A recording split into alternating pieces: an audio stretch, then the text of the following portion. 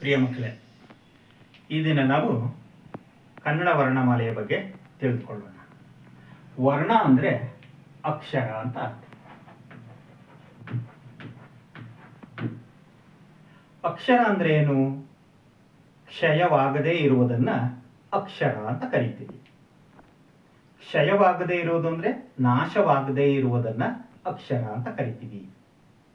ಕನ್ನಡ ವರ್ಣಮಾಲೆಯಲ್ಲಿ ಒಟ್ಟು 49 ಅಕ್ಷರಗಳಿವೆ.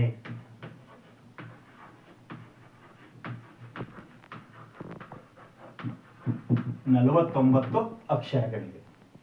ಈ 49 ಅಕ್ಷರಗಳನ್ನು 3 ವಿಭಾಗ ಮಾಡಿಕೊಡ್ತೀವಿ. ಒಂದು ಸ್ವರಗಳು, ಯೋಗವಾಹಗಳು, ವ್ಯಂಜನಗಳು ಎಂಬುದಾಗಿ 3 ವಿಭಾಗ ಮಾಡಿಕೊಡ್ತೀವಿ.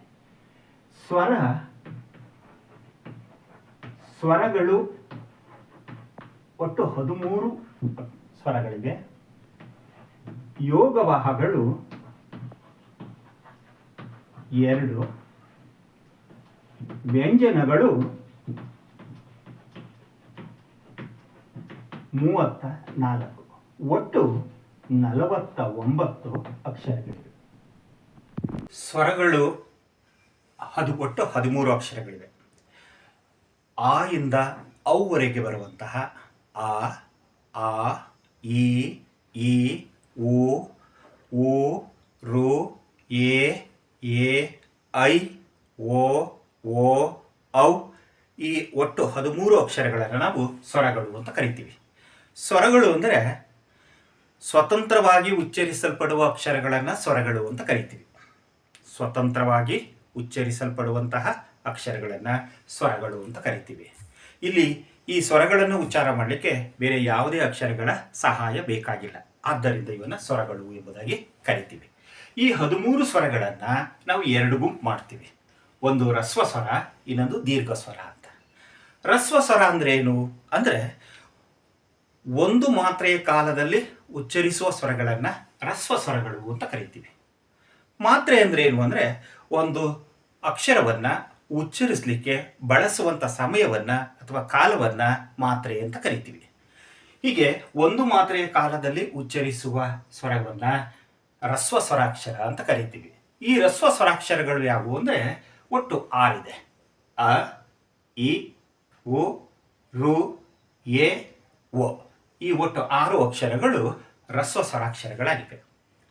ಅದೇ ರೀತಿ ದೀರ್ಘ ಸ್ವರಗಳು ಅಂದರೆ 2 ಮಾತ್ರೆಯ ಕಾಲದಲ್ಲಿ ಉಚ್ಚರಿಸುವಂತಹ ಅಕ್ಷರಗಳನ್ನು ನಾವು ದೀರ್ಘ ಸ್ವರಗಳು ಅಂತ ಕರಿತೀವಿ.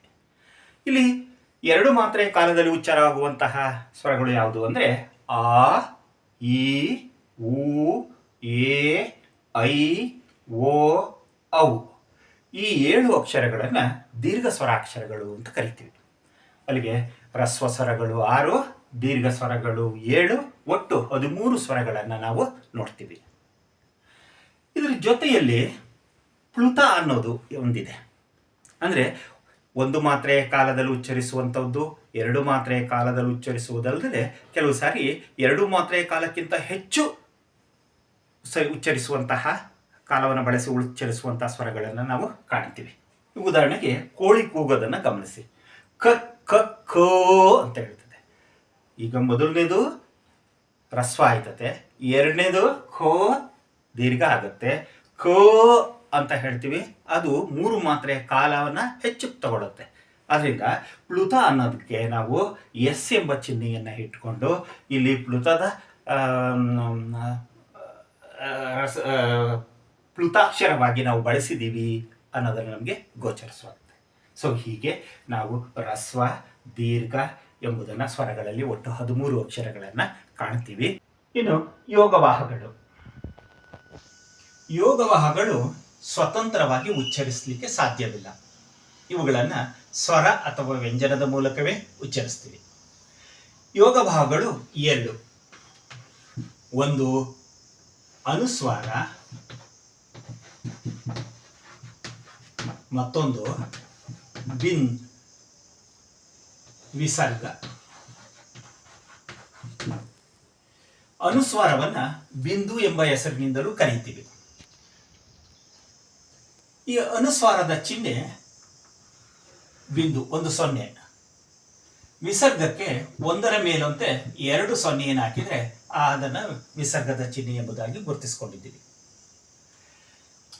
ಸ್ವರದ ಸಹಾಯದಿಂದ ಅಥವಾ ವ್ಯಂಜನದ ಸಹಾಯದಿಂದ ಇವುಗಳನ್ನು ಉಚ್ಚಾರಣೆ ಮಾಡುವುದರಿಂದ ನಾವು ಸ್ವರದ ಜೊತೆಯಲ್ಲಿ ಅನುಸ್ವಾರದ ಚಿಹ್ನೆಯನ್ನು ಹಾಕಿದಾಗ ಅಮ್ ಆಗುತ್ತೆ.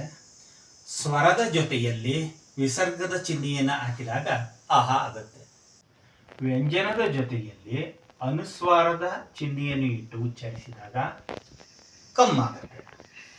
ವ್ಯಂಜನದ ಜೊತೆಯಲ್ಲಿ ವಿಸರ್ಗದ ಚಿಹ್ನೆಯನ್ನು ಇಟ್ಟು ಉಚ್ಚರಿಸಿದಾಗ ಕಹ ಆಗುತ್ತೆ. ಹೀಗೆ ಯೋಗವಾಹಗಳನ್ನು ಸ್ವತಂತ್ರವಾಗಿ ಉಚ್ಚರಿಸಕ್ಕಾಗೋದಿಲ್ಲ. ಆದ್ದರಿಂದ ಸ್ವರ ಅಥವಾ ವ್ಯಂಜನವನ್ನೇ ಬಳಸಿ ನಾವು ಈ ಯೋಗವಾಹಗಳನ್ನು ಉಚ್ಚರಿಸ್ತೀವಿ. ಯೋಗವಾಹಗಳು ಒಟ್ಟೆಷ್ಟು 2. ಇನ್ನು ಮುಂದಿಂದು ವ್ಯಂಜನಗಳು.